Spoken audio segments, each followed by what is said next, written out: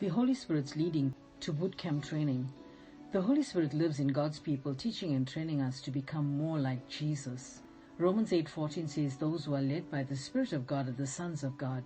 Bootcamp training is a military training camp for new recruits with very harsh discipline, a prison for young offenders run in military lines. It's a short, intensive, and rigorous course of training, a place where soldiers are trained with some type of physical training, consisting of various types of exercises which are done outside.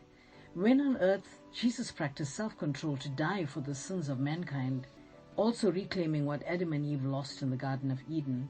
He was self-disciplined and gave up his self-will to obey the Father's will and establish it on earth as it is in heaven. He was hidden in the Father and His Word for about 30 years. When it was time, he submitted to John the Baptist for water baptism and received the filling of the Holy Spirit, who immediately led him into the wilderness for boot camp training, where the devil tempted him to go against God's will and timing.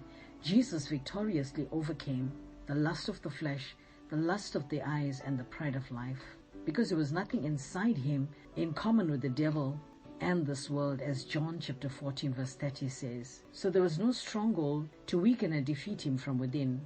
Therefore Jesus passed the test with flying colors and cast down the devil with his evil imaginations. Jesus was in a lonely place of training, but the Holy Spirit was with him, keeping him focused on God's written word, to speak and declare it, to dethrone the devil and counteract his lies.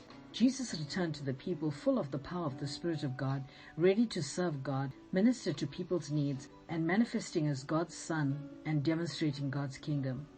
David was also alone in the mountain with the Holy Spirit in bootcamp training and familiarizing himself with God's voice without distraction from people. He gave his life to protect his few sheep, defending them from vicious wild animals, unknowingly being prepared to learn principles for bigger assignments.